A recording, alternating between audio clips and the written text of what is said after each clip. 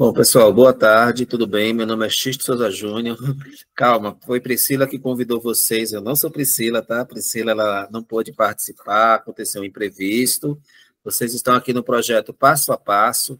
É um projeto que Priscila vem desenvolvendo há mais de um ano, um projeto em que convida pessoas que fazem diferença para contar um pouco sobre a trajetória, né, dessas pessoas, elas contarem sua própria trajetória e falarem sobre temas que são temas relevantes para a sociedade. Então, hoje nós estamos aqui com Maria Isabel Sobral Escada, ela vai abordar o tema Trajetórias e Conexão, tecendo percursos e paisagens. Eu vou falar a biografia um pouco da trajetória de Isabel. Ela possui graduação em Ecologia pela Universidade Estadual Paulista, Júlio Mesquita Filho, mestrado e doutorado em Esfairamento Remoto pelo Instituto Nacional de Pesquisas Espaciais, INPE. Atualmente é pesquisadora da Divisão de Observação da Terra e Geoinformática do INPE.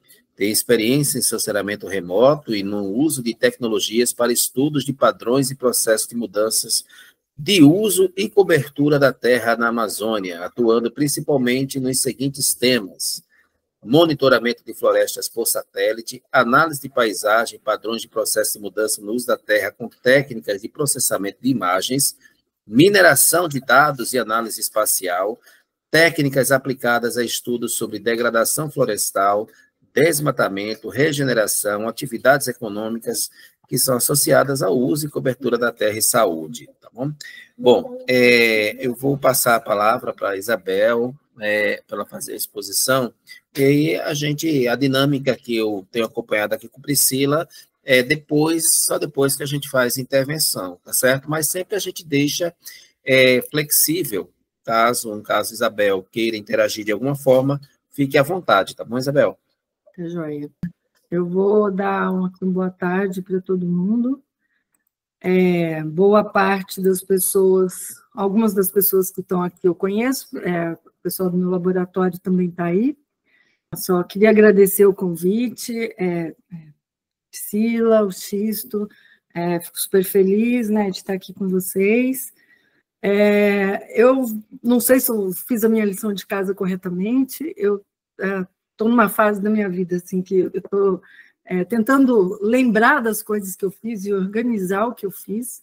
Eu não consegui fazer isso completamente, mas, em parte, eu consegui, também porque eu preciso resgatar alguns arquivos, algumas coisas que são muito importantes e que eu, sinceramente, eu não consegui encontrar, né? Isso leva um certo tempo, então eu fiz esse PPT, essa apresentação, mas ela está ainda em construção, né?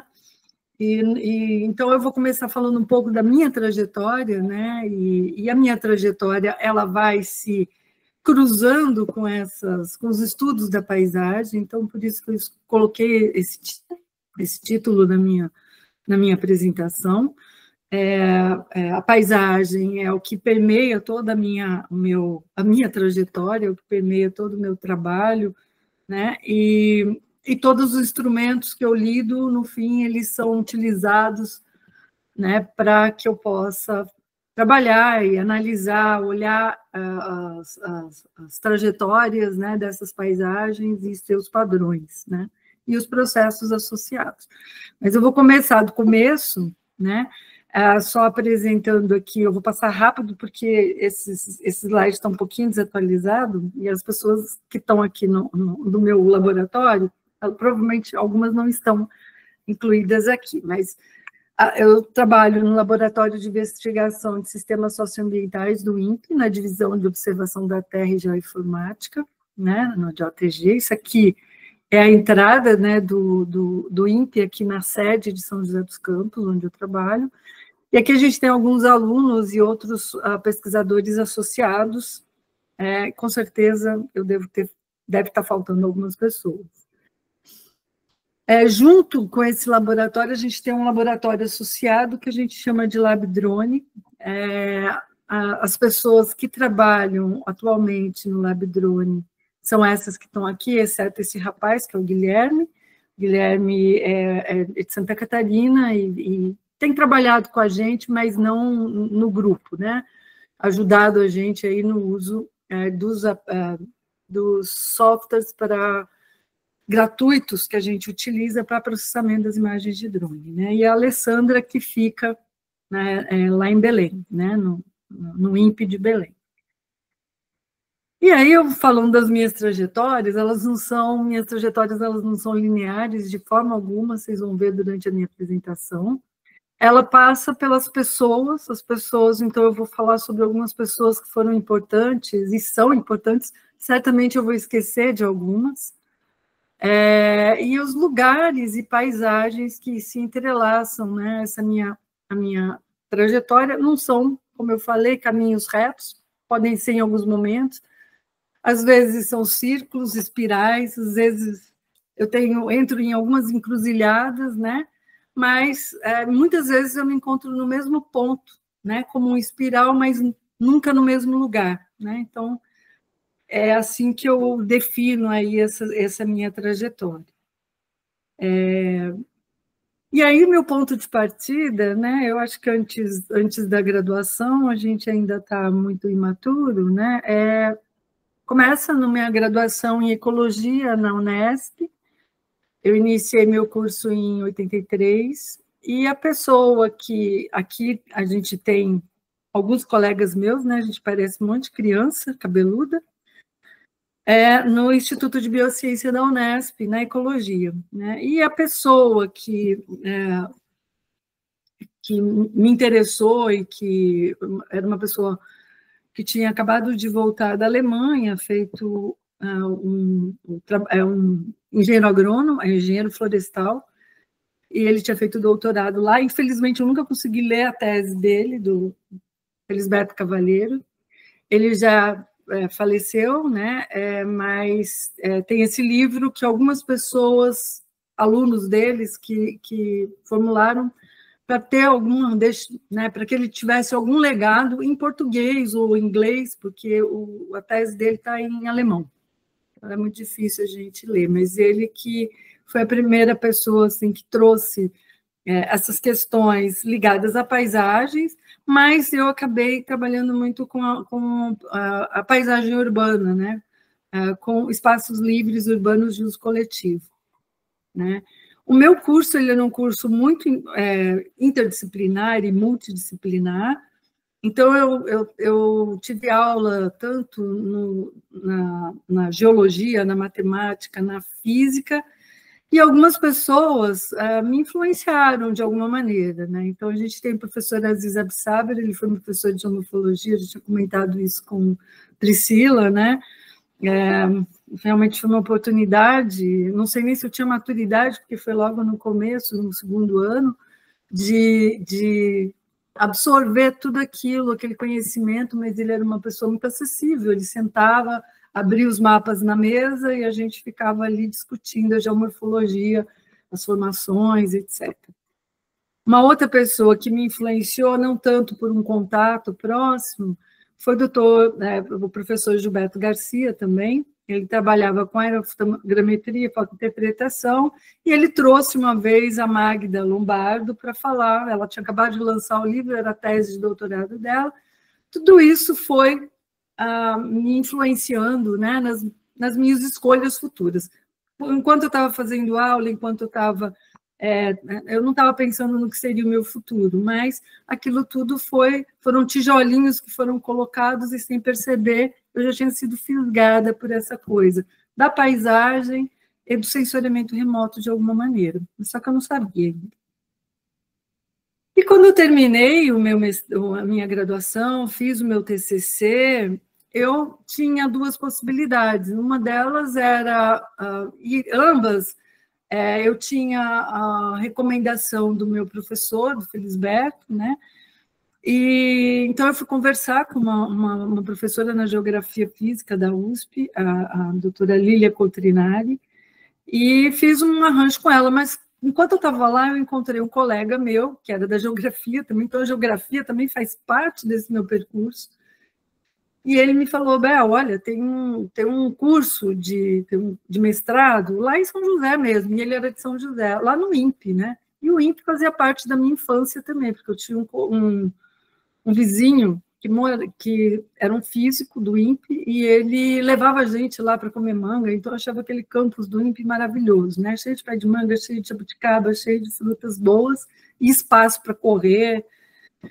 E aí eu falei, nossa, é mesmo? E aí estava tendo um simpósio, que era um simpósio lá em Campos do Jordão, e as pessoas que trabalhavam com a temática urbana estavam todas lá. A princípio, elas me ignoraram, né, porque eu não era ninguém, mas quando eu falei o nome do meu professor, elas se interessaram, marcaram uma entrevista comigo em São José, no INPE, e eu acabei optando por fazer o mestrado lá e não fui para geografia.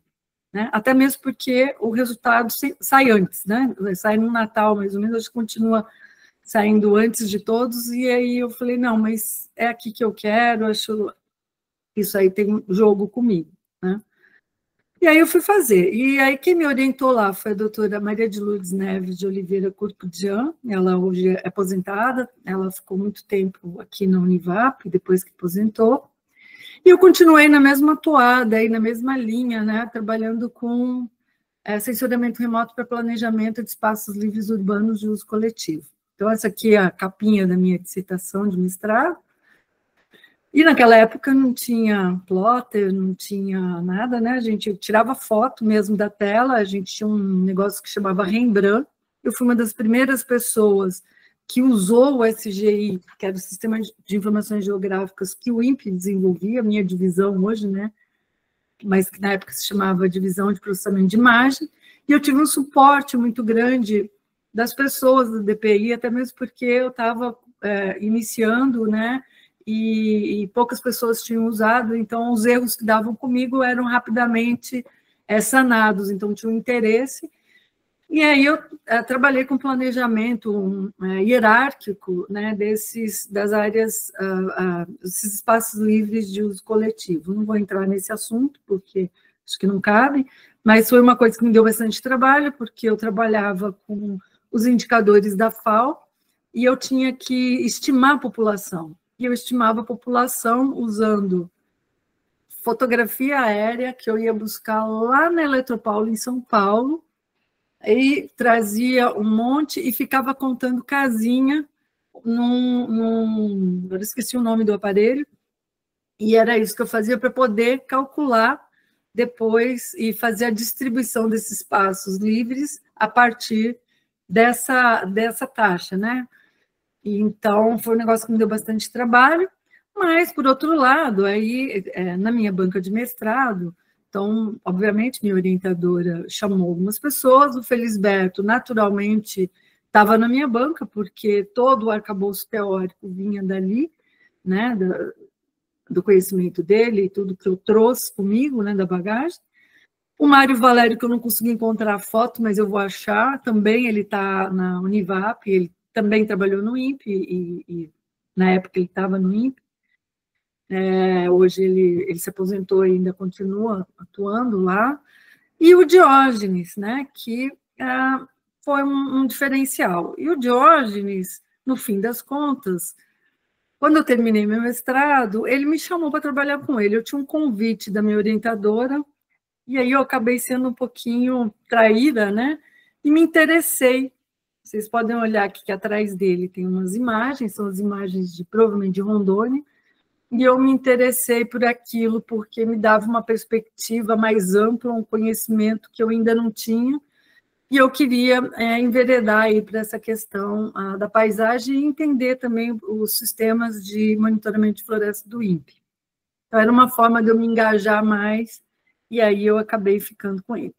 Era o momento da Eco 92, então isso foi em 1992, então tinha um sisteminha que a IBM montou para apresentar os dados de monitoramento de floresta no INPE, então eu fui para o stand, né, na Rio 92, e aí a gente apresentava esses dados. Os dados eram produzidos ainda de forma manual, né, na mão mesmo, né, o manual que estou falando é papel, né, overlay por cima, e vamos delinear, né, essas áreas. E, assim, fui trabalhar com isso, terminou o evento, aí ele me chamou para uma bolsa, né, para a gente ficar ali ajudando o pessoal monitoramento de floresta, né? A gerar dado, a fazer auditoria nos dados, que era importante. Então, aprendi muito, né, sobre o dado com as pessoas que me ajudavam. São esses dois que estão aqui, que é a Lili e o Moreira. O Moreira é falecido, a Lili está aposentada. Mas foram pessoas que tiveram muita paciência comigo e que me ensinaram muita coisa.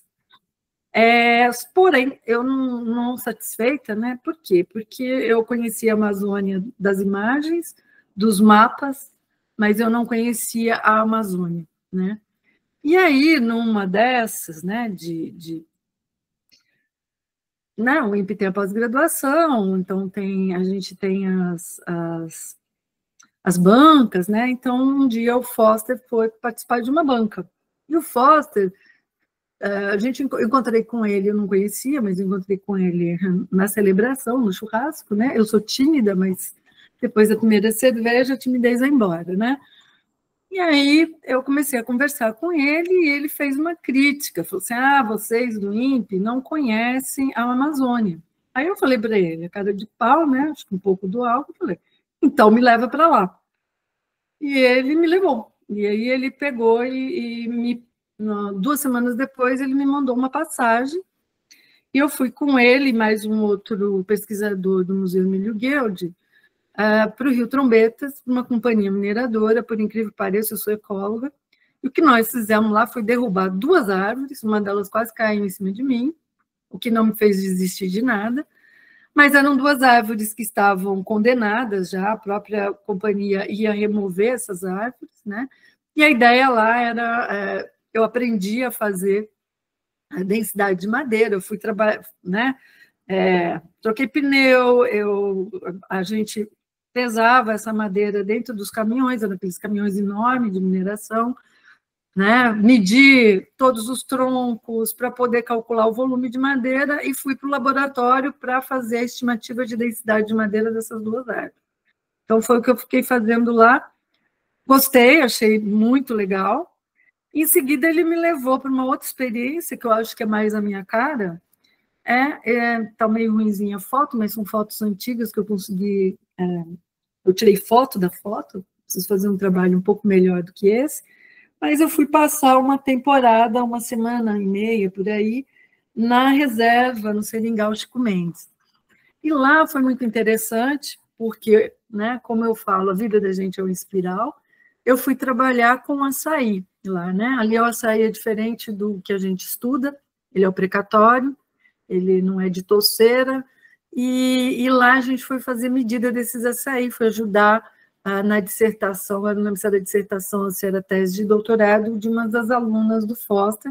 Foster era do Deus Roll Center, mas professora adjunto da Universidade Federal do Acre e muito engajado, né, com o pessoal do Conselho Nacional do Seringueiro e uma pessoa muito preocupada com a questão da formação dos alunos. Assim, eu tiro meu chapéu para ele, realmente tenho uma grande admiração por ele. E aí lá a gente foi fazer nossas medidas, ele levou, além de mim, tinham mais 2 forasteiros da UFRJ, né? E essa sou eu aqui, porque parecia uma árabe, sei lá o quê, com a minha burca, porque ali tinha muito inseto, praticamente eu não conseguia ouvir as pessoas, né? Mas foi uma experiência muito legal, quase morri de novo, porque no meio dessa coleta começou a ventar, a gente não ouvia nada, o seringueiro era o único que eu via, ele falava, vai chover. Eu falei, não estou ouvindo nada, nada. Aí a hora que veio, né? E uma ventania, a gente saiu do mato, quando a gente voltou no dia seguinte, a gente viu na trilha que a gente passou dezenas de árvores caídas, né? Então a gente teve bastante sorte aí, mas fizemos tudo errado, era para ficar quietinho. Mas foi uma experiência muito legal.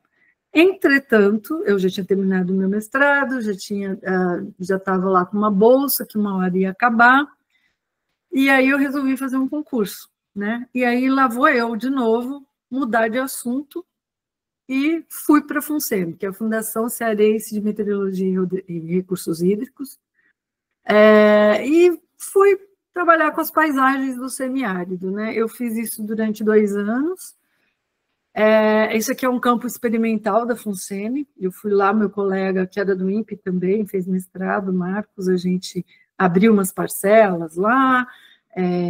Esse campo experimental ele foi vendido, o que me doeu bastante, porque, enfim, não tinha a menor necessidade de vender. Esse aviãozinho era um aviãozinho que fazia chover.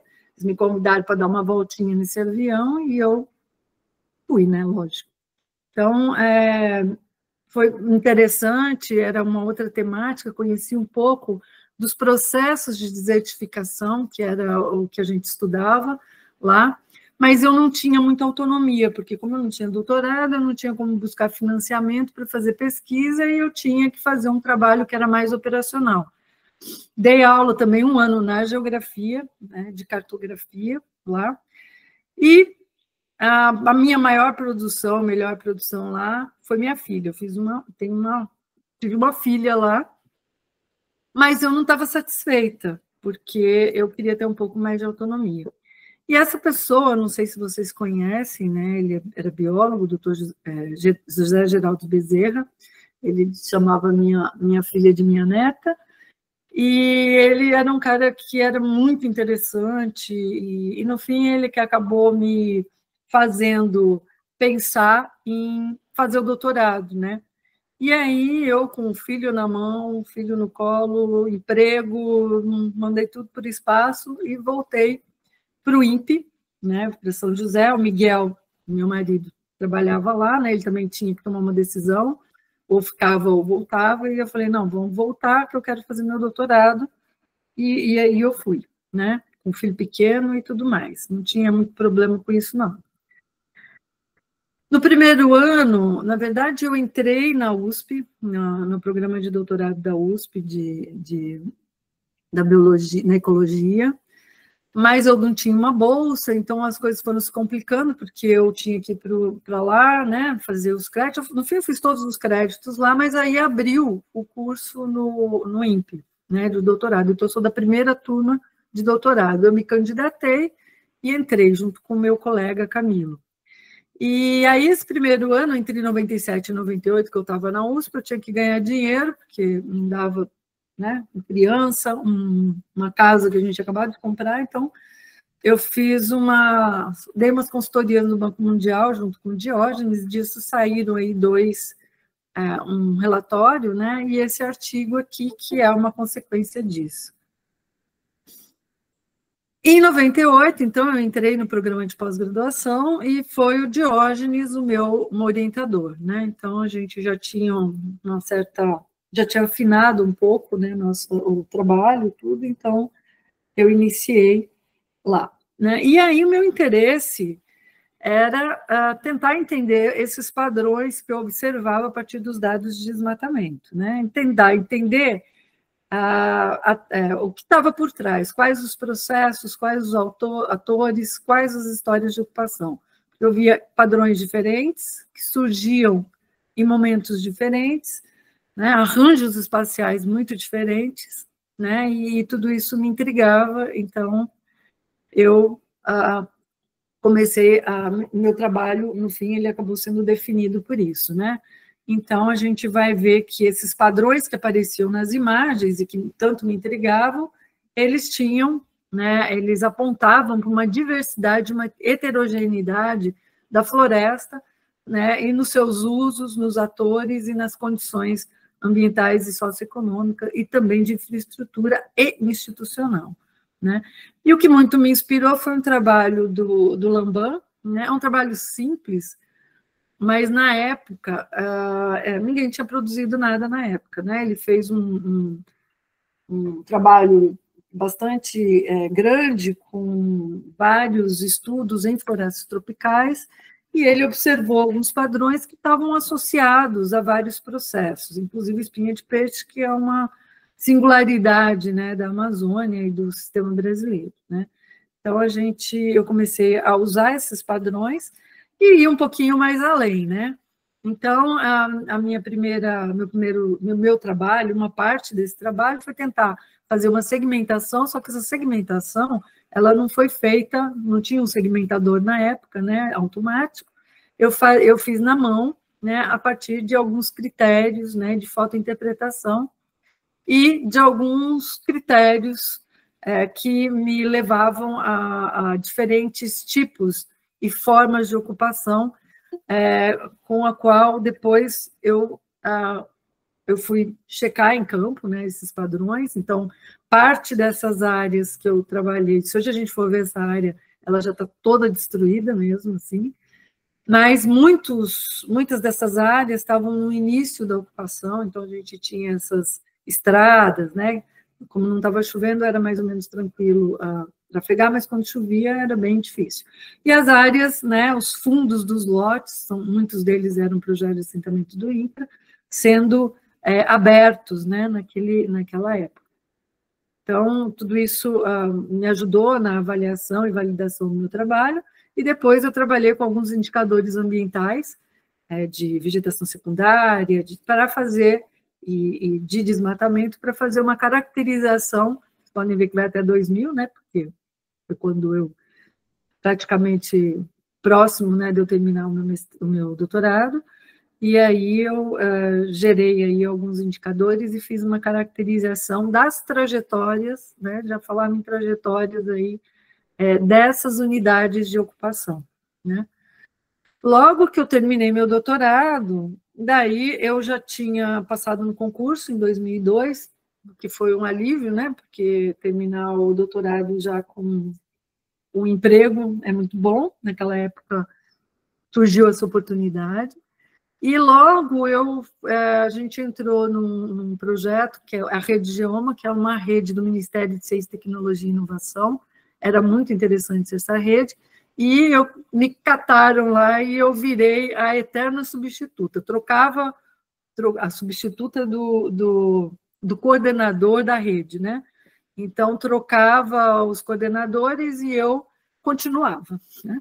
Era a pessoa que fazia o trabalho sujo, né? Então, ficava lá. Mas foi muito interessante, porque a partir disso eu tive contato com pessoas muito interessantes, como, por exemplo, a professora Berta Becker. E eu pude propor, isso eu sinto muito de não ter encontrado, porque tem duas coisas que eu gosto muito.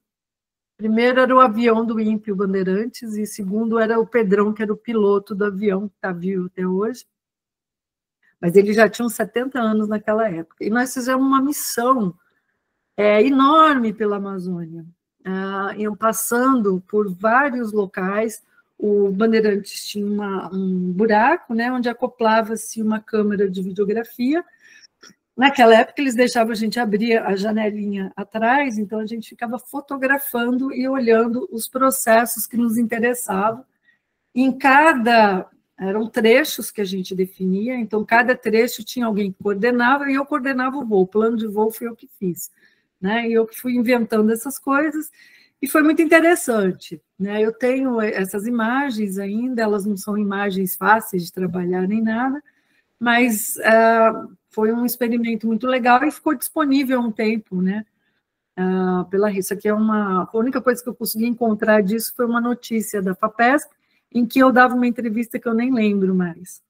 Mas foi muito legal, foi muito interessante. Todas as pessoas do INPA, do Museu Emílio Guild, né, do Laboratório Nacional do NCCS, todas as pessoas que participavam dessa rede, elas tiveram a oportunidade, e os alunos, tudo, de entrar nesse avião, pegar um trecho, fotografar e conhecer um pouco dessa Amazônia, que a gente, eu pelo menos sempre achei muito interessante, né?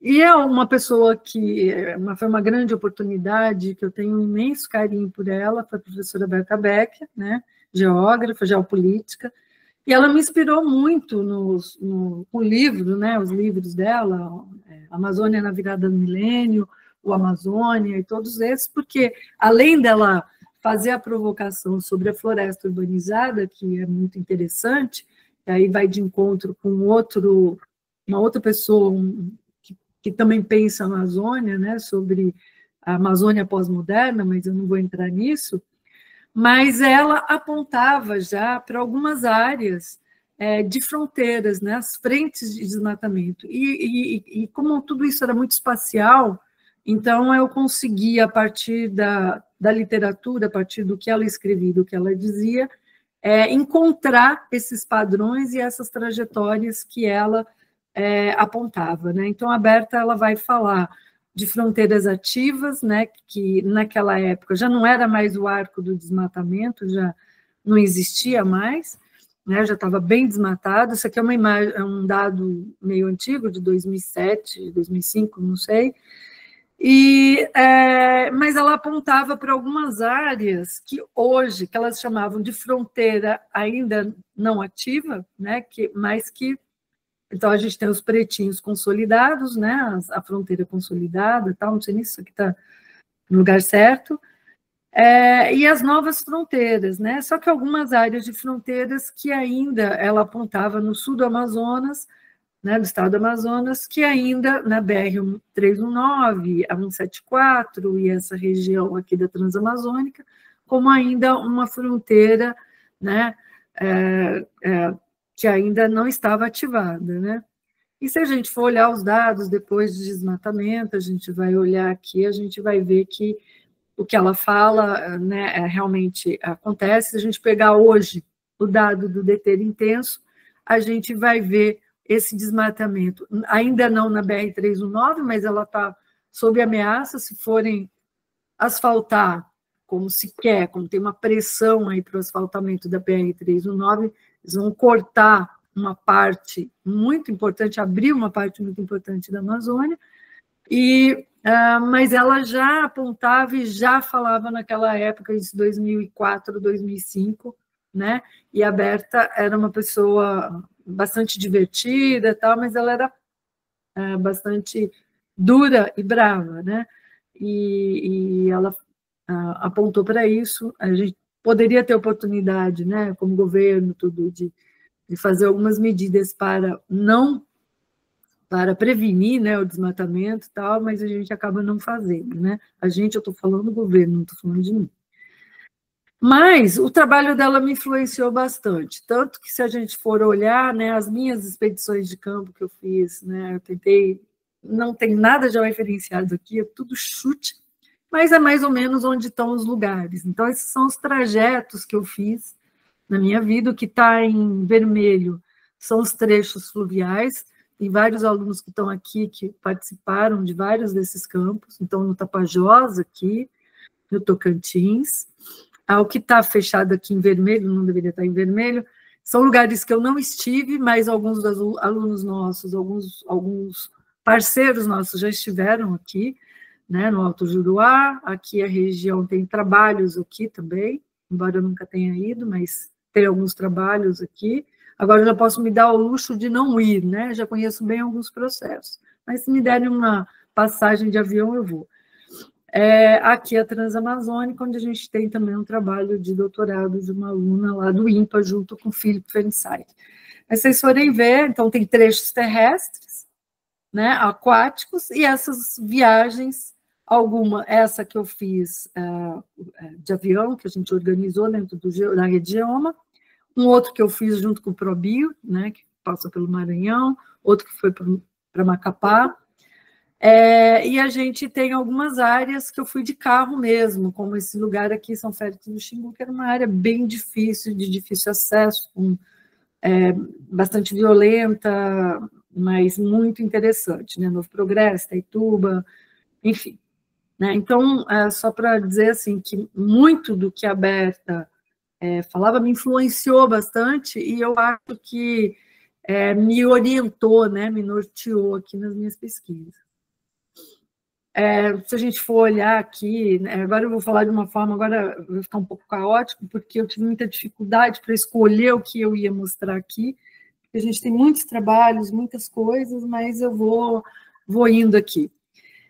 Então, como a gente já falou, as imagens, né, elas revelam alguns padrões. Esses padrões estão associados com processos econômicos, formas de ocupação, né, ribeirinhas, formas de ocupação pecuária, sistemas de roçado ou agricultura de larga escala, e tudo isso deixa marcas na paisagem.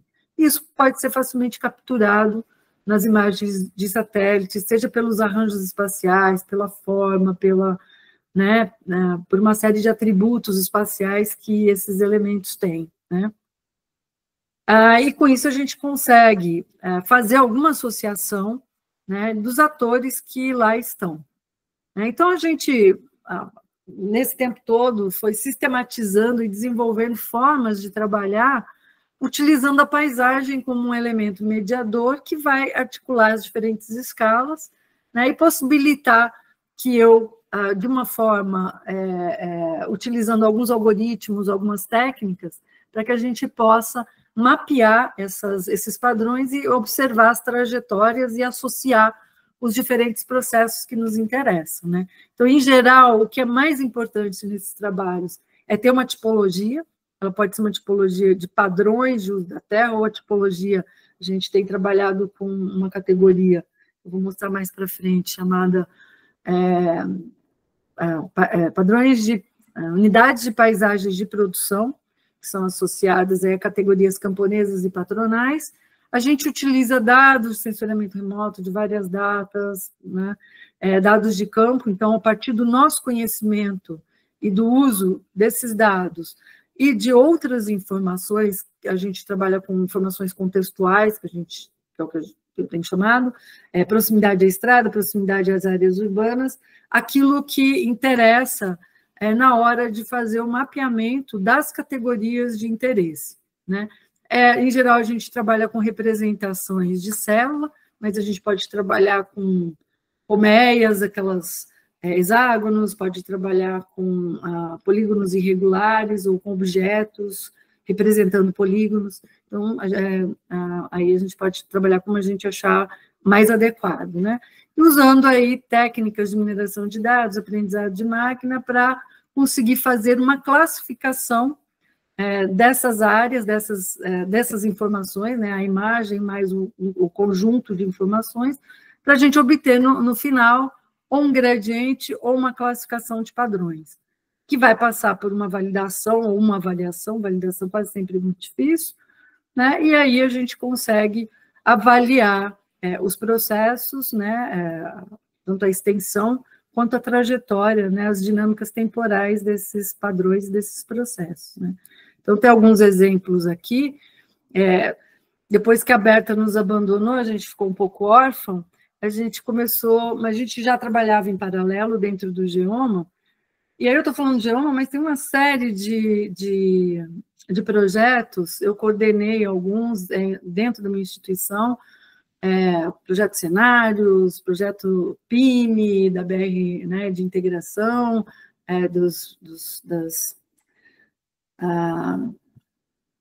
dos institutos, né, do MCTI, né, a área na BR-163, a gente fez um trabalho ali na área de influência da BR-163, mas são vários projetos que decorrem, né, dessa rede Geoma, né, e que foi incentivada pelo MCTI. O professor Francisco de Assis Costa, que a gente chama de Chiquito, porque a gente já tem uma boa convivência com ele, ele participava desses encontros, mas a gente tinha muita dificuldade de entender, né, porque as categorias que ele trabalhava, de fato, tudo era bem complexo, e com o passar do tempo ele foi baixando um pouquinho o nível para a gente conseguir entender essas categorias, e a gente conseguiu começar a trabalhar com elas, né? São categorias que têm diferentes racionalidades, então são os patronais e os camponeses. Em geral, os patronais são aquilo que a gente conhece, né? Que utiliza, né, que a gente está falando dos sistemas agrários, né? Então, que utiliza aquele modelo homogeneizador de monocultura, com uso de insumos, melhoramento genético, etc., né? E os sistemas camponeses, que são diversos, né, onde você vai ter numa ponta um sistema mais ancestral, né, que pode ter uma pequena produção de cultivo de mandioca ou de outras coisas associado à produção de farinha, e faz a extração dos produtos, né, florestais, e que precisa, dentro da lógica deles, que a floresta se mantenha em pé para que eles possam existir. e talvez seja o mais próximo do que se chama hoje de bioeconomia ecológica, né? E você tem um gradiente aí de camponeses, um mais próximos disso, outro mais perto dos patronais, né? Que geralmente estão associados à produção de soja, à produção de dendê ou a pecuária, né? Enfim, e eles vão influenciar, essas categorias vão influenciar os padrões, e a partir dessas configurações espaciais a gente consegue mapear esses sistemas agrários, né? Então, a gente faz esses sistemas técnico-produtivos que o Chiquito formulou, eles são chamados de trajetórias tecnológicas, e que a gente chama de TT. E a gente criou as nossas PLUs a partir da análise dos dados derivados do sensoriamento remoto, de uso e cobertura da terra, e de outros elementos, outras informações, e a gente faz umas correspondências das PLUs com as trajetórias tecnológicas que são obtidas a partir dos dados do censo, né?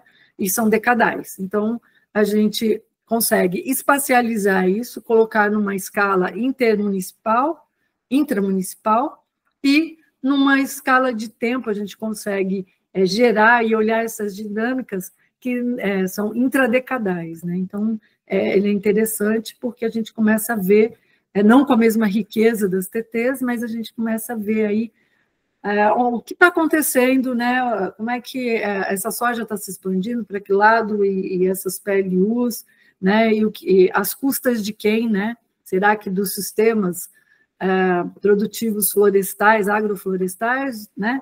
Então, ele ajuda a responder uma série de questões aí que hoje a gente está se preocupando aí, principalmente de Amazônia, né? Então, aqui tem as TTs, né? Divididas em camponeses e patronais. E aí a gente esbarra numa questão, né? Que são os dados, né? Então, muitas vezes a opção, a escolha, né, de produção de dados é de trabalhar com aqueles, mapear aquilo que é mais óbvio, né? Porque a Amazônia é muito grande, principalmente se tratando de Amazônia, e você tem menos dificuldades, ou às vezes menos tecnologia, às vezes você não tem uma tecnologia no passado, hoje eu acho que a gente está mais próximo de conseguir, né, fazer essas diferenciações com os algoritmos de séries temporais e com a capacidade de processamento maior que a gente tem, de conseguir separar o que é essa agricultura de pequena escala. Como ela fica embolada com as outras classes, a gente acaba invisibilizando, mesmo sem querer, essa agricultura. Então, ela parece que não existe nos mapas, né? Então, ao não mapear, ao fazer essa escolha, ao não fazer nada, né, a gente acaba tornando essas categorias invisíveis. E quando a gente está trabalhando com as categorias do Chiquito, é muito importante que a gente faça, né, esse mapeamento. Então, aqui é só para mostrar um padrão de paisagem que corresponde soja, milho, essas agriculturas de larga escala, né, como é fácil fazer isso, e como isso aparece no mapa, né, e aqui os sistemas de pequena escala, que a gente tem a agricultura, o sistema de roçado, com aqueles mosaicos de vegetação secundária, então as áreas em pousio, né, às vezes pode durar anos, e aí você tem um mosaico que é muito mais complexo e vai aparecer dessa maneira na imagem, o que dificulta bastante. Isso aqui é uma imagem Landsat, hoje a gente tem sensores de resolução espacial de maior detalhe, então a gente consegue detalhar isso aqui um pouco mais, né? Mas ainda assim é complexo, então você vai gerar um monte de área pequenininha, mas que a gente não pode deixar, não pode esquecer, porque senão deixa de existir, e quem não existe não está na agenda, não tem política para quem não existe, né? Aqui são mais alguns registros, né, de campo, tudo com essas, exemplificando. Então, a primeira coisa que a gente faz, e é uma coisa que dá muito trabalho, principalmente quando a gente quer trabalhar com séries temporais, é fazer classificação. Isso dá uma trabalheira, porque incluindo essa agricultura de pequena escala, que ela não existe em grande parte dos mapeamentos de uso e cobertura da terra, dos mapas, né? Às vezes ela existe, mas ela pode estar misturada com outra classe, então a gente precisa separar, porque a gente precisa pensar em políticas, né, e entender o que está acontecendo com essas categorias. Depois a gente vai trabalhar com células, né, e tentar representar essas unidades de paisagem de produção em células, a partir de métricas de paisagem, a partir de uma série de medidas de atributos, a gente consegue caracterizar essas células e, a partir disso, a gente consegue mapear essas células. Né? Então, aqui é só um exemplo na região de Santarém, que a gente está olhando as peles, sistemas agrários, né, camponeses, e os patronais. Então, a gente vai ver aqui que essa região ela tem muito essa pele U3, que está associada à pecuária, né? Aqui é a região da Transamazônica, né? Santarém, Transamazônica, aqui está o Rio Tapajós, e a gente vai ver aqui a evolução, né, desse uso da terra, a redução aí com o tempo da floresta, né? E a partir de 2010, em 2000, a gente não tem ainda esses sistemas associados à soja, então aqui entrou a soja no final de 1997, né, começou a entrar, e em 2010 você tem um boom da soja que ocupa essa área, que é uma área bem plana, né, fácil de mecanizar, né? Então a gente tem uma redução da floresta e da vegetação secundária. Em 2019 aí a gente vai ver que isso se intensifica. Então, esse tipo de análise ele possibilita que a gente mapeie, né, esses caras, e possibilita que a gente olhe para a concorrência entre os sistemas, né, porque eles estão concorrendo, eles podem estar competindo por espaço, né, ou seja, a soja ela vai agregando terra, né, então o que a gente vai ver que a PL2 e 3, que são as patronais, 3A, camponesas, elas são engolidas em 2019 pelas 5, que são os sistemas agrários associados aí à soja. Então, a gente vê a concorrência acontecendo, o aumento do preço da terra ali, né? O arrendamento de terra também. Então, tem uma série de processos que ocorrem ali que essa técnica, esse tipo de mapeamento, possibilita a gente revelar e pensar políticas para isso, né?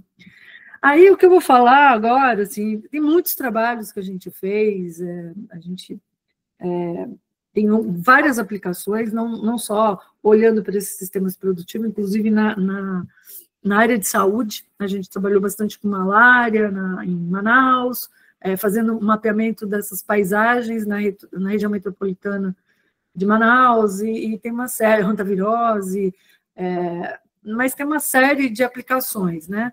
Mas eu optei por escolher essa aqui, senão aqui eu ia passar o resto do dia falando, vocês iam ter que me ouvir.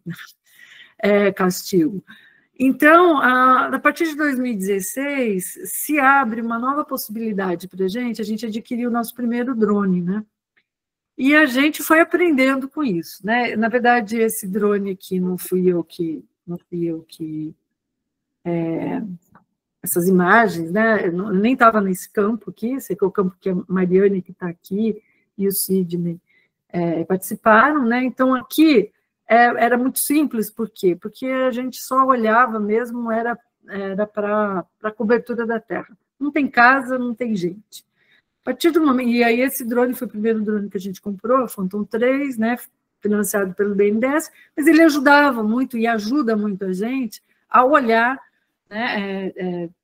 Ter uma visão, para quem trabalha com imagem de satélite, isso é importante na hora que a gente quer fazer validação, é uma visão no mesmo ângulo, né, que o sensor vai olhar. Quando a gente está no chão, a gente não enxerga as coisas direito, e pode ter barreira, pode ter um monte de coisa. Então, o drone ajuda muito nisso. O problema é que a gente tem que estar sempre tomando muito cuidado no lugar onde a gente vai voar com esse drone, tem uma série de coisas, né? A gente começou a trabalhar também nessa região de Cametá, Mocajuba, que é uma região que trabalha, onde você tem os sistemas associados ao açaí, né? Então, a gente tem um trabalho com açaí também, mapeamento, né? Aqui a gente fez alguns experimentos classificando as imagens,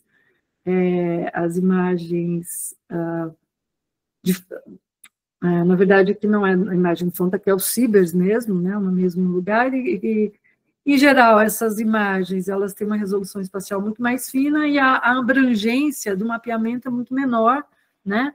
Mas a gente segue alguns parâmetros aí para a gente obter algumas áreas.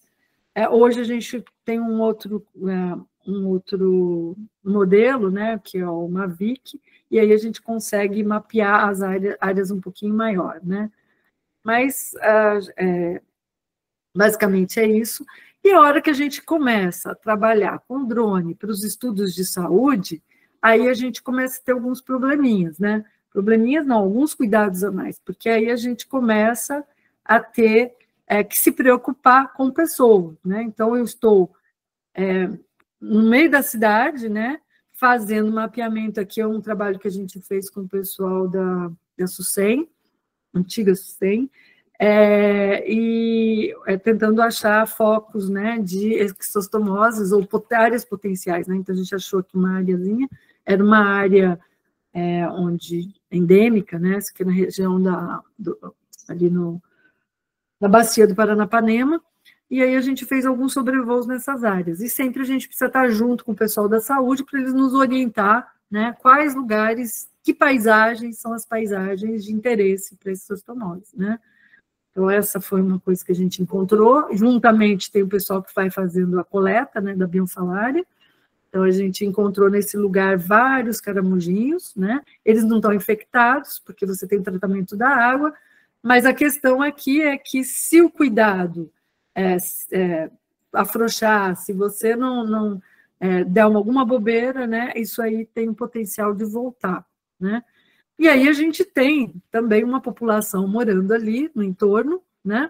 E nessas áreas que são mais úmidas, né? Que a biofalária gosta, né? Criança de pé descalço, né? Tudo ali, belezinha, para que se o tratamento da água der ruim, se tiver algum problema, então esse problema volta a acontecer nessa região, né? Então, esse aqui é só o artigo, né? Se alguém quiser depois dar uma olhada, é um artigo bem interessante.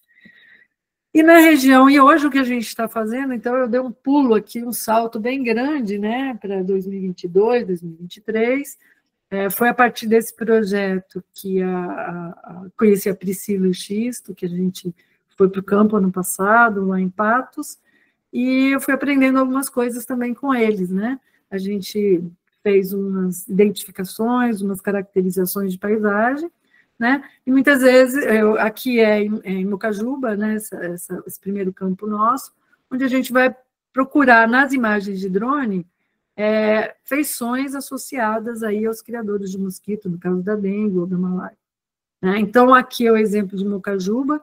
Então, muito do que a gente fez, não foram exatamente esses os voos, a gente fez mais voos, inclusive nós cobrimos com os dados do Mavic, toda a área, a mancha urbana de Mocajuba, a gente completou ano passado, e foram feitas várias armadilhas. A gente não trabalhou só na área urbana, mas a gente foi também em algumas comunidades urbanas também, mas que são menores e que têm menos serviços, mas que têm um aglomerado de casas e alguma estrutura, escola, alguma instituição, né? E algumas, a gente tinha os dados, né, tanto de malária quanto de dengue, chagas, etc. Então, a gente foi com um entomólogo, e esse entomólogo botou armadilha em algumas áreas que ele sabia que tinha casos, né, de doença. E fizemos os sobrevoos. Então, nessas áreas, muitas dessas áreas, elas têm as armadilhas, elas têm coleta e tem o voo de drone, onde a gente pode trabalhar aí com a caracterização. A gente tinha falado dos cuidados que a gente tem que ter, né? Mas, no caso, a gente voa a 120 metros de altura, a gente faz a sobreposição para poder fazer mosaicos, que a gente interessa a gente ter os mosaicos, né? Os mosaicos geram áreas maiores para a gente poder analisar. Isso aí somos nós, então não dá para identificar na altura que a gente voa. A gente sempre tem que se preocupar com os locais onde a gente vai voar com drone, né? Então, são em torres de alta tensão, aglomerado de pessoas. Aqui a gente estava numa escola, mas você pode ver que as crianças estão lá em cima e a gente embaixo, né? Soltando o drone. E uma coisa que é muito importante, que a gente fez, e que fez também em Patos, é tentar não só o consentimento, tal, mas uma participação em que a gente fez algumas oficinas para que as pessoas apontassem para a gente os locais e as feições associadas às doenças, né? Então, eu não vou ficar procurando esses lugares, já vou orientada para poder encontrar esses elementos, né? Então, ano passado a gente fez com o pessoal da saúde, fez também com o pessoal da escola. Isso aqui acho que é de 2022. E, ao mesmo tempo, o que eu tenho feito agora, com essas imagens, tendo essas imagens, é procurar alguns elementos, e agora eu comecei com o Aedes, porque foi mais fácil, né? Então, eu procurei alguma literatura para poder encontrar que feições eu identifico na paisagem que podem estar associadas aos criadores de mosquito e ao risco, né, de transmissão da dengue, né? Então, são 2 artigos, né? Aqui eu tenho as imagens de drone, então aqui são os elementos, né, que a gente observa nas imagens. Aqui foram as oficinas que a gente fez, então aqui são os meninos, o pessoal da saúde, e várias paisagens vários recortes foram apresentados para as pessoas e as pessoas foram apontando. Essas áreas são de alto, médio, baixo risco, né? E com isso a gente conseguiu, além disso, tem as caracterizações, umas fichas de caracterização da paisagem, né? Então a presença de alguns animais, de água, e aí a gente faz uma análise pensando, né, essas observações elas são pensando em todas essas 3 doenças, malária, dengue, leishmaniose e chagas, então a presença de cachorro, isso é importante, a presença de determinadas palmeiras, então a gente preenche essas fichas, né, e aqui é só alguns lugares que a gente utilizou essas fichas. E aí a partir disso, a gente está trabalhando agora com células, a gente criou um monte de células. A ideia é atribuir riscos a essas células, riscos associados no momento de trabalhando com dengue. Eu tenho um time de IC agora que está trabalhando comigo, e nós estamos fazendo uma tipologia. Aqui, essa tipologia nossa está com 18 páginas, né? Então, eu estou tentando enxugar um pouco, e a gente, no final, vai ter um risco, né, epidemiológico e ontomológico, primeiro relativo ao homem e outro relativo aos criadores de mosquito, onde a gente vai conseguir aí gerar um mapa, provavelmente um indicador aqui de risco sintético e único, né? Mas estamos finalizando isso para começar a fazer a atribuição de risco. Isso vai ser manual, mas isso aqui é só um exemplo, isso aqui é em Patos, em 7 casas, na área periurbana, onde tinha muita criação de porco e muito lixo jogado aqui nessa vegetação, nessa área de vegetação, né? E a gente fez algumas caracterizações desse lugar, e a ideia é atribuir riscos, né? Fazer a descrição dessas paisagens e atribuir risco a elas, né, em relação a cada uma das doenças. E no futuro, quem sabe, associar isso com as imagens de satélite, né? A ideia também é a gente trabalhar com... Nosso dado é multiespectral, né? Então a gente pode criar índice de vegetação, então a gente está explorando também isso para poder depois agregar aí aos nossos mapas de risco. E aí eu vou terminar, desculpa, falei demais, né? E como sempre, eu acabo voltando para de onde eu vim, né? Meus percursos, eles são realmente eles são circulares, mas e eu sempre retorno aos pontos, né? Então, estou agora de volta com o semiárido, né? Gostando de fazer, inclusive, trabalho de campo no semiárido, encontrando pessoas maravilhosas, a última experiência foi muito legal, gostei muito, né? E em paisagens urbanas, né? Como que é a vida. Para quem quiser conhecer um pouco mais o nosso laboratório, é só entrar, a gente tem uma página, os trabalhos publicados de 2019 a 2024 estão lá, já tem coisa de 2025, mas não está lá ainda, tá? Já tem alguns trabalhos que foram publicados. Então, é isso, né? Esse aqui é o grupo de drone, falta aí a Alessandra, do Projeto Harmonize, mas do Lab Drone também. Tá? Então, de agradecer, né? E me desculpar porque por tanto tempo aqui para ter falado tanto. Foi ótimo, professora. Eu vou passar, professora Priscila já está aqui na sala, daqui a pouco eu vou passar a palavra também para ela. Deixa eu só informar quem está presente aqui antes de qualquer coisa, só um instante. A gente vai estar liberando o microfone, tá certo? Eu peço que vocês preencham o formulário, Priscila está acompanhando o formulário, por questão de segurança, até mesmo nesse mundo que a gente está, né? Como não conhece todo mundo, então a gente pede que vocês preenchem o formulário, tá? A Priscila vai estar gerenciando a liberação do coisa, mas eu queria, do microfone, eu só queria agradecer a quem foi chegando depois. Deixa eu fazer uma breve sinopse aqui, tá certo? Eu vou resumir toda essa excelente palestra, Priscila. Olha, vai ter, eu acho que com certeza vai ser um dos mais visualizados. Foi muito bom mesmo. Priscila, a vida da gente é uma espiral.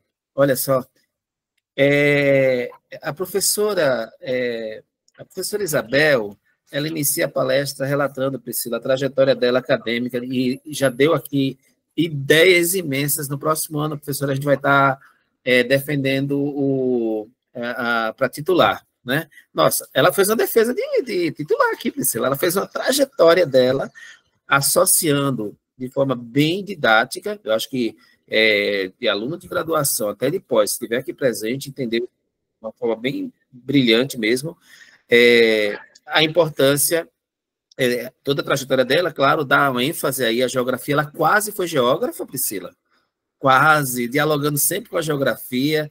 Teve aí a inspiração em Felisberto Cavalheiro. Eu tive a oportunidade de ler um texto sobre ele, né, sobre a questão de espaços livres em zonas urbanas. Eu me lembro do tempo, porque eu estou com o pé na geografia física e o pé na geografia humana, então lá e cá. Ela é formada em ecologia, teve seu diálogo próximo à geografia através do professor, que foi a sua inspiração, mas também trabalhando diretamente com professores como, olha só, Abi Saber e Berta Becker, dois teóricos que eu trabalhei com os textos do professor Abi Saber quando lecionava geomorfologia nas universidades do semiárido. E a professora Berta Becker, eu trabalho com regionalização, os textos dela com Cláudio Eire. Então, nossa, encontrou o perfil, o seu perfil profissional no INPE, se especializando em geoprocessamento, expressando aí através das leituras das paisagens. Deixa eu olhar minha colazinha aqui agora. Isso é o que eu me lembrei. Vamos ver aqui o que anotei. Bom, o que é que eu vislumbrei da Isabel, que eu tive também o prazer de conhecer o ano passado, mas a gente não conheceu plenamente da forma como eu conheci agora, né? Nossa, ela é uma desbravadora dos tempos modernos, dos tempos do desbravadora desde sempre, Priscila. Rompeu aí fronteiras, né? Pesquisando a Amazônia em diferentes frentes, diferentes escalas, localidades. Buscou o conhecimento sempre voltado para o método da pesquisa, se aproximando aí de estudos espaciais relacionados às pessoas. Então, ela saiu de uma... Olha que coisa, da formação como ecóloga, foi para análise espacial, então a gente vai logo para o método hipotético dedutivo, né? E aí depois ela está retornando para o contato com as pessoas, trabalhando mais uma vez agora a escala, agora só com a escala das pessoas, com relação à saúde, enfim, né, com esse interesse atual, trabalhando com a questão do semiárido. Priscila, só quis fazer uma sinopse para você entender como foi o negócio aqui. Como eu não acredito que as coisas ocorrem por acaso, eu acredito sempre em providência, então hoje foi a providência de eu estar presente aqui, professora, foi muito bom, eu gostei bastante. Deixa aqui, vou ficar acompanhando e deixa aqui com Priscila aqui a palavra, e vou liberar aqui os áudios aqui para as pessoas poderem participar, certo? Bem, inicialmente queria agradecer, né, a tua palestra, né, eu assisti um pedaço somente, né, por conta da emergência que eu tive, agradecer ao professor Xisto, né, também por ter assumido, né, quando houve isso eu fiquei bem preocupada, né, mas aí quando ele disse que assumiria, eu falei, não, então a gente vai resolvendo, e eu queria inicialmente deixar, né, a palavra com os alunos. Primeiramente, parabenizar a Isabel pela palestra, eu achei extremamente importante tudo que você expôs sobre a sua trajetória. E a minha questão vai ser uma questão para você, mas vai vir, eu acredito que a resposta vai vir na forma de um conselho. Eu queria saber, Isabel, o que você destacaria como o ponto mais importante da sua trajetória que fez você conseguir todos esses passos e que você acredite que, por exemplo, eu e Guilherme você já conheceu ano passado, né? E a gente está ingressando aí também nesse mesmo ramo de pesquisa, basicamente, pode-se dizer. Qual seria o conselho que você deixaria para a gente, certo? E aí também a gente tem aqui na reunião algumas pessoas que estão chegando também na universidade, no grupo de pesquisa. Isso também pode ser muito importante para eles. E acredito que seja isso a minha questão, certo? O que é que você elenca como importante e que a gente possa seguir também? Legal. Adelaide, é prazer, né? Não estou te vendo, mas estou te ouvindo, sua vozinha, me lembrei dela, do Guilherme, lógico que eu me lembrei também, trabalhamos juntos, né, no campo, foi muito legal.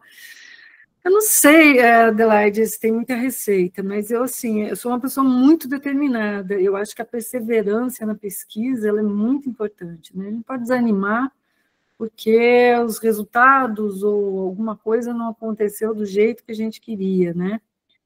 E a outra coisa que você, pela minha trajetória, assim, a gente pode escolher caminhos diferentes, sabe? No fim das contas, nas minhas, eu acabo sempre voltando, né? Porque a gente não consegue fugir à nossa natureza. Mas eu acho que a perseverança, a determinação, ela é muito importante, porque a gente vai se formando, a gente vai se construindo no tempo, com o tempo. A gente não nasce sabendo as coisas, a gente vai ficando mais velha, mais inteligente assim, no sentido de ficando mais sábio, né? Mas quando a gente é jovem, eu acho que a pesquisa é um caminho árduo, né?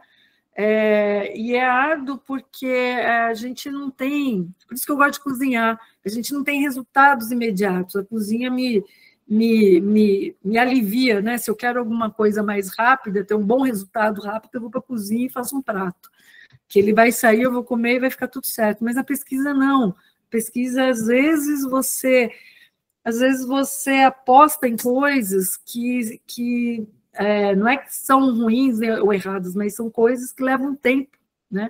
E o tempo, na pesquisa, você pode ser mais velho também, né? Sua vida, ela se estende por muito tempo. Então, quanto mais velho você é na pesquisa, lógico que você não pode estar com Alzheimer, nem com nenhuma demência, mas você vai ficando cada vez mais sábio, você vai ficando mais experiente. Então, eu acho que a determinação, a perseverança e a paixão pela temática, ela é muito importante. Eu acho que eu acho, não sei se eu sou bem-sucedida ou não, eu sou feliz com as minhas escolhas. Mesmo as que deram errado, mesmo as que não funcionaram tão bem, eu sou feliz, e porque eu tenho essa paixão. Eu gosto muito, sou aventureira, sou uma pessoa que gosta de descobrir o novo, né? Tá na cozinha, eu gosto do novo, eu faço prato uma vez, deu certo, eu abandono. Então, eu gosto disso, eu gosto de estar desbravando e conhecendo. Então é isso, ler muito, né? Eu acho que a leitura é muito fundamental, né? A gente aprende não só e observar muito, né? Ler, observar, falar menos, né? E nessa coisa assim, acho que tem uma parte da minha vida que acho que a gente não deu para falar tudo, né? A gente trabalha muito com entrevista, né? A gente fez muito campo em áreas ribeirinhas, né? E então a gente tem um olhar, quem vai para campo tem que ter muito cuidado com o nosso olhar exógeno, com o nosso entendimento. Às vezes você vai perguntar uma coisa para a pessoa vai responder uma coisa e você vai achar que ela está respondendo outra, né? Então a gente não pode atropelar. São essas coisas. Não tem muita receita, né? Mas estudar, ler, ser perseverante, né? E saber ouvir bastante, né? E é isso.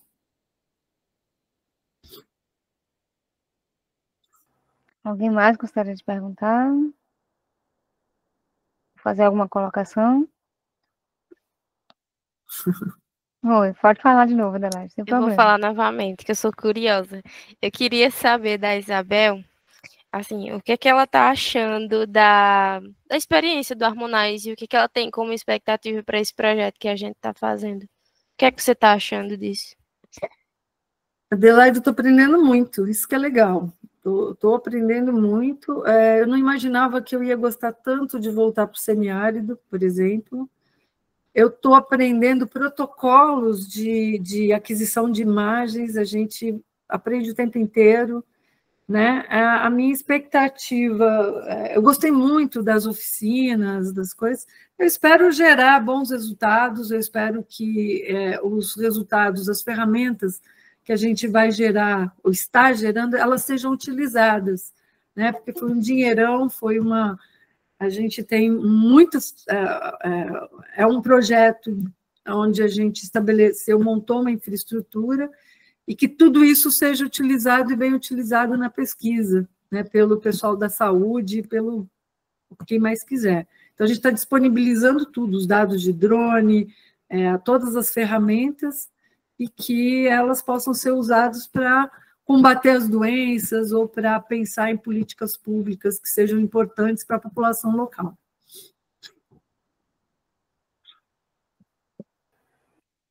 Bem, vou perguntar então agora, que eu acho que... Não, tem mais uma pessoa, Bruno. Pode perguntar, Bruno. Oi, eu estava um pouco tímido, que eu sou não aluno aí do pessoal, mas sou aluno da Isabel, do LIS, na verdade, aqui no INPE, né? Na verdade, orientando da Silvana, colega aqui da Isabel. E eu só fiquei um pouco intrigado e, ao mesmo tempo, muito feliz de estar aqui, escutando um pouco a trajetória da Bel, porque eu queria comentar um pouco disso. Eu acho que muitos que estão aqui, que têm interesse nessa temática socioambiental, se simpatizam com essa questão da multidisciplinaridade, né? Esse trabalho de multidisciplinas com a equipe, que às vezes cada um na sua especialidade tem um papel fundamental, mas também eu acho que cada indivíduo nessa equipe tem essa capacidade de ter um saber mais amplo. E eu acho que eu estou numa geração que a gente é muito requisitado a especializar. Já ouviu falar do médico que sabe da característica do dedão do pé, né? Tem essas brincadeiras, mas a gente está numa sociedade que realmente demanda essa capacidade de interpretação, né? E os trabalhos que a Bel costuma participar tem muito esse viés, a trajetória dela mostra esse viés, apesar de permeado na paisagem. Então, eu queria só que a Bel também falasse um pouquinho mais, tanto eu acho que isso até já ouvi dela num podcast, falando dessa interdisciplinaridade, mas é porque é muito legal mesmo essa perspectiva. Eu acho que uma característica dela, além da leitura, porque ela já falou, mas que eu acho que permite ela continuar tendo sucesso e se interessar por essas pesquisas multidisciplinares, né? Mas também os desafios de interagir com essas pessoas de múltiplos saberes para ter êxito, né, nessas pesquisas. Pois é, Bruno, obrigada pela pergunta. Isso é uma coisa, a gente não conta, né? A gente não conta os bastidores, o quanto a gente sofre, o quanto a gente sofreu, né? Não foi, nem sempre foi simples, né? Interagir com pessoas de outras instituições, de outras culturas, e de outras culturas institucionais, é isso que eu estou falando, e de outras áreas, né? Então, quando a gente... Já sofri bastante. Silvana também, sou orientadora também, a gente andou junto por muito tempo, trabalhando com pessoas de outras instituições, de outras áreas, e muitas vezes isso doeu, porque você tem que ser muito humilde, né, para poder ouvir o outro, e às vezes as pessoas, ou elas não compreendem o que você fala, a forma como você diz, o vocabulário que você usa, tudo isso, na hora que você vai se relacionar com pessoas de outras áreas, tudo isso conta, né? A comunicação, ela vai ser importante aí, a gente tem que ser muito cuidadoso, né, nisso.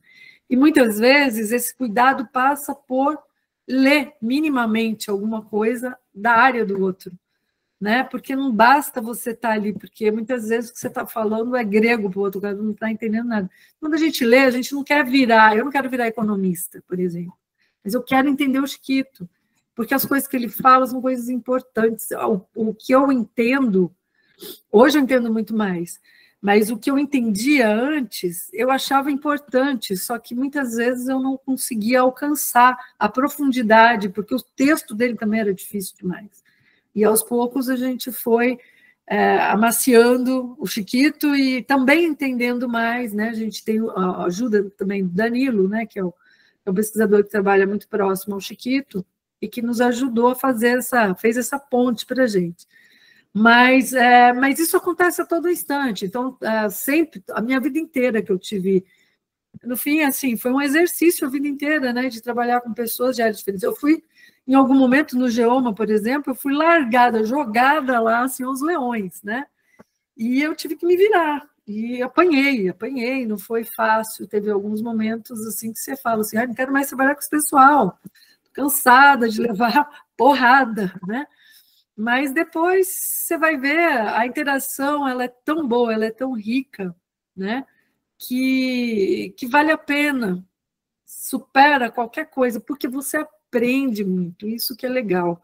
Você aprende a olhar o mundo de outra maneira, você aprende com o que as pessoas te falam, e elas te dão atalhos. Eu tive uma experiência maravilhosa no projeto Simbiose com a Cláudia Cudessa, a Cláudia é muito boa disso também, com o pessoal da economia, com o pessoal da biologia, da biodiversidade, e o pessoal de área mais das humanas. Foi muito legal, sabe? O pessoal da saúde, né? Foi muito interessante, foi uma experiência muito legal, onde as pessoas já tinham feito esse exercício antes e todo mundo disposto a se ouvir. Eu tinha o pessoal da modelagem mais hard, assim, com o pessoal mais qualitativo, tal, mas funcionou super bem. Mas isso é raro, assim, né? Então a gente tem que estar sempre disposto a entender que a gente não sabe tudo, ter uma certa humildade, né? E ouvir. Ouvir é super importante. Né? Mas é uma questão mesmo, sabe? Eu acho que a gente vai ficando mais velho, essas coisas a gente vai fazendo com mais facilidade. Isso. Muito obrigado. Concordo plenamente. A cada ano de trabalho a gente percebe que tem muita coisa a mais para aprender, né? Exato. Isso é normal. Uma coisa que eu queria te perguntar, Isabel, porque assim, às vezes foi perguntado naquele trabalho de campo, né, lá em Patos, mas assim, eu queria que tu colocasse para os alunos também, né, o que assim, é necessário para um aluno que sai do curso de Geografia, ele buscar, assim, em termos de conhecimento, para poder ele conseguir fazer bem uma pós-graduação no INPE, caso, né, ele tenha essa vontade. Ele poderia buscar que tipo de curso, que tipo de leitura, né, para poder ele realmente chegar e fazer o trabalho com mais tranquilidade. Legal.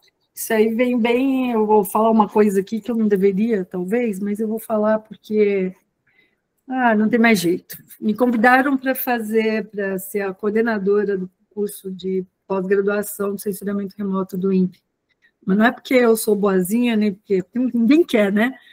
E como está todo mundo muito atribulado, aí não tinha outra pessoa, e eu falei, não, tudo bem, vou encarar esse negócio. Provavelmente vai ser lá para maio. O que precisa, né? Precisa ter muita disposição para aprender, precisa de um pouco de matemática, não tem jeito. A pessoa que quer trabalhar com censuramento remoto tem que conhecer os princípios físicos daquilo. Então, você tem que saber um pouco de física e matemática. São coisas básicas. Eu não sei como é o curso de geografia de vocês, eu não lembro se vocês têm cálculo, mas o cálculo 1 é importante. Então, para o cara se preparar, eu acho que tem que fazer um cálculo 1, ou pedir um professor particular, ou fazer a disciplina, né? Porque deve ter matemática aí, né, no campus, e fazer o cálculo 1, pelo menos. Né? E tentar ir um pouco atrás de física, né, ótica, para poder chegar, porque assim, como que é o curso? O curso de censuramento remoto é um curso que são 2 anos, mas o primeiro ano o menino vai fazer só disciplina. Ele não consegue trabalhar em cima. E aí, durante as disciplinas, os trabalhos de curso, ele vai desenvolver alguns trabalhos onde ele vai exercitar os dados que ele vai trabalhar e ele vai exercitar técnicas, né? E aí, para chegar no final do ano, ele tem um conjunto de técnicas, um conjunto de dados para poder formular uma dissertação, um objetivo, né? um trabalho, uma proposta. Né? Então, durante esse ano, logicamente que a pessoa vai ler algumas coisas, né, da área, porque no censuramento remoto que você vai ter é muita técnica, técnicas de processamento de imagem, técnicas de análise espacial, e aí a pessoa ela precisa dar um salto, né? Estatística, né? E ela precisa então ela precisa e o período são 3 períodos de 3 meses e pouquinho, então é muito corrido. Vai aprender uma série de coisas, os fundamentos da área de sensoriamento remoto, você vai aprender geoprocessamento, mas não é geoprocessamento, não é apertar botão, é o que está por trás das técnicas, né? Então, você não tem muito tempo, o volume de trabalho é muito grande, né? Então, você não vai ter tempo de respirar, não tem tempo de... Então, é muito bom você já chegar com uma base em matemática e física. Isso é o mais importante. E trazer a sua bagagem, né? Para depois você discutir com o seu orientador, porque no INPE é assim, você se candidata, você não escolhe orientador. Você pode conversar com algumas pessoas previamente, mas não é assim. Você é escolhido pelo orientador, né? Se você se encaixa, o INPE não é universidade, dentro das linhas de trabalho daquela pessoa. Às vezes a pessoa é muito boa, muito, muito boa, mas ela não se encaixa em linha de trabalho nenhuma das pessoas do INPE. Então, em geral, essas pessoas acabam não sendo aceitas. Então, dá uma olhada nas ementas, nas áreas de trabalho, nas linhas de trabalho dos docentes, dos eventuais orientadores, né? Pensa num plano, né? O que eu gostaria de fazer, né? E vai conversando com as pessoas, isso é importante. O inglês é importante, mas é o inglês do mestrado, você tem que saber ler e interpretar um texto em inglês, porque todos os artigos, todo o material é em inglês, né? Na área de sensoriamento remoto. E é isso. E não ser ansioso. Chegar tranquilo, né? Vai fazendo, é um dia de cada vez, e ter um coletivo, se associar às pessoas, não ficar sozinho, fazer lista junto. O pessoal o Bruno participa, né? O pessoal, aliás, né, Bruno, estou devendo a tal da cartilha. Eles estão fazendo uma cartilha para os alunos que ingressam no mestrado, principalmente no mestrado, no doutorado, que tem uma série de dicas, de material, uma série de coisas, e eles estão recebendo as pessoas, os novos alunos, com todo esse material. Isso faz uma diferença incrível, incrível, né? Então, qualquer coisa a gente pode ir conversando, tal, mas eu acho que não tenham medo, não tenham medo. Tem muito geógrafo formado, né? Tem muito geógrafo muito bem sucedido. O fato de vocês não terem a matemática ou não terem uma física, uma coisa mais assim, não é um impeditivo. Mas se precaver, não, sei lá. Tomem precauções. Ajuda, né? Ajuda você já começar a estudar antes, né? Exatamente. Xisto, falar alguma coisa? Isabel, era justamente sobre esse ponto aí que você mencionou, que tinha destacado para falar antes. Você mostrou na sua trajetória que teve várias experiências com geógrafos, né? Claro que foram geógrafos que se destacaram, mas como era essa... possivelmente você também deve ter tido vários contatos com estudantes de geografia, né? Ou não? Deve ter tido, né? Ou pouco. Sim, muitos alunos, né? Eu orientei da geografia, vários. Eu queria saber de você, assim, da parte do perfil, o que é que para você chama mais atenção por parte do geógrafo? O que é que chama mais atenção? O que é que você mais se entusiasmou, admirou para você trabalhar com geógrafos? Eu acho que eu tenho a questão do espaço, né? Já é uma coisa que o espaço, para mim, é o que me atrai nisso. Acho que eu sou uma pessoa que pensa, que eu sou muito visual, né? Então, na geografia, eu acho que os mapas, a expressão espacial, o território, né?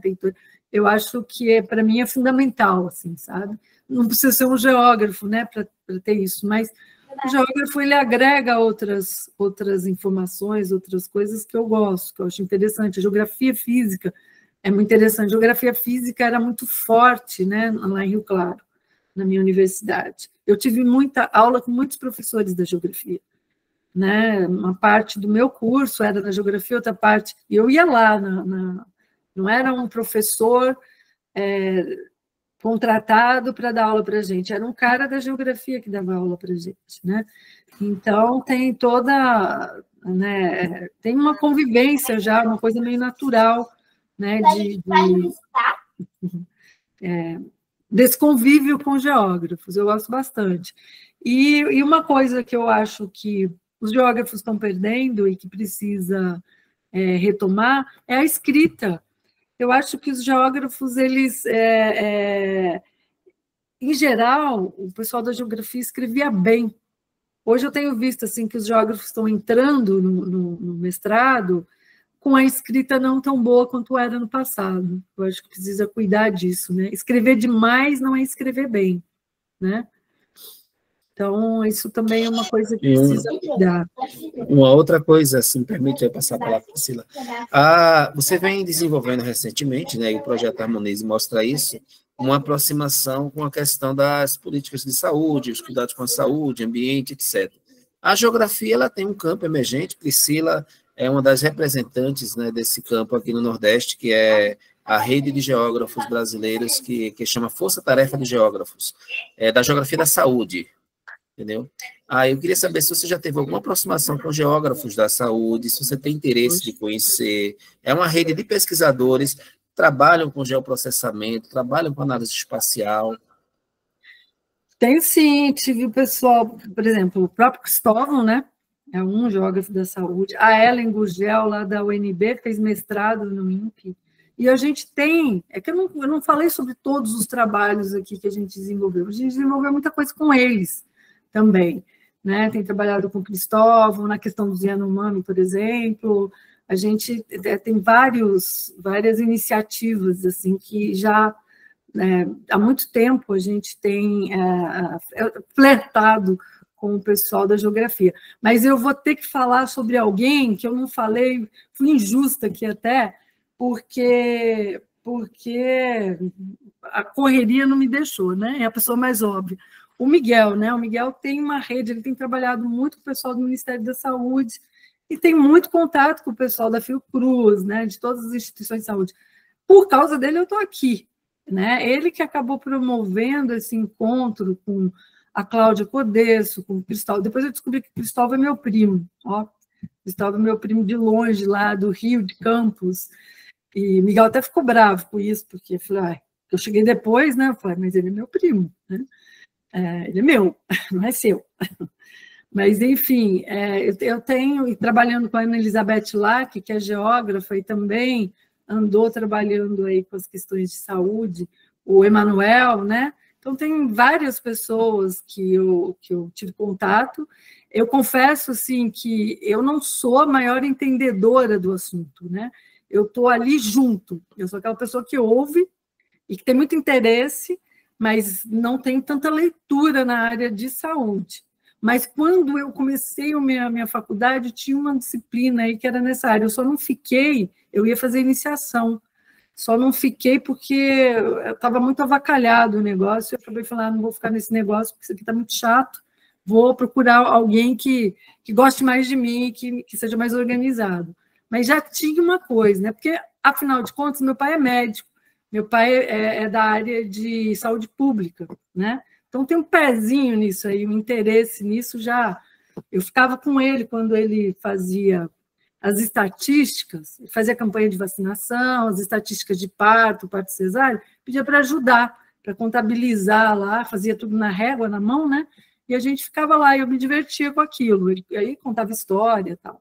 Então, tem um pezinho, assim, meio que nisso, que acaba me levando a ter esse interesse. E o Miguel que entrou nisso, assim, né, muito mais forte do que eu, muito mais tempo, né, do que eu. Então, está tudo meio misturado aí. Inclusive, o Miguel ele faz parte, né, desse grupo também, do Força Tarefa. Faz, né? Ó, tem uma pergunta aqui do Lucas Lima, parece. Como você falou recentemente que o curso é muito curto, com 2 anos, porém com uma demanda muito alta de trabalhos, Quem já é formado em Geografia e deseja realizar este curso, entretanto passou toda a sua graduação realizada no horário noturno, onde na parte da manhã necessitava trabalhar. Com sua experiência, seria possível dar conta das demandas? Então, se a pessoa vai se dedicar integralmente ao curso, vai receber uma bolsa, eu acho que é possível, só que é o que eu falei, se prepare antes. Venha, tente suprir suas deficiências, porque a gente sabe onde que a gente é mais fraco, onde a formação faltou, corre atrás. E daí tente entrar no curso, e para se manter lá é dedicação exclusiva. Não dá para fazer o curso trabalhando, fazendo outra atividade junto. Impossível. A bolsa é pequena, como em todos os... Cidade que não é barata, mas dá para morar em república, dá para viver, é uma cidade boa para se viver, mas a dedicação tem que ser exclusiva, não dá para trabalhar, fazer outras atividades, principalmente no primeiro período, que é um período que você vai ter Python, você vai ter introdução ao sensoriamento remoto, você vai ter princípios físicos, são 4 disciplinas, 3 ou 4 de processamento que vão te demandar muito tempo. O problema é o tempo, então não dá para trabalhar junto.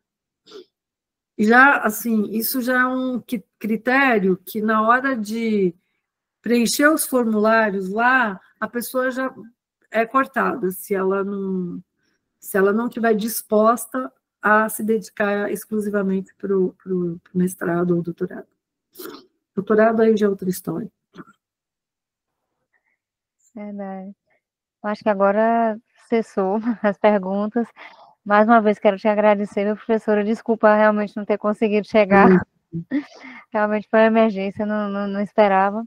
Mas queria te agradecer mais uma vez, certo? E qualquer link que assim, você ache interessante para poder colocar, que aí eu coloco depois na descrição do vídeo. Mas muito obrigada, meu professor. E boa tarde para todo mundo. Obrigada também por todo mundo ter vindo. Tchau, Isabel, aguardando o retorno aqui, né? Previsão para este ano, né? Sim, vamos para aí, novembro. É o melhor sol de Patos, novembro. É pior que a ideia é essa, né?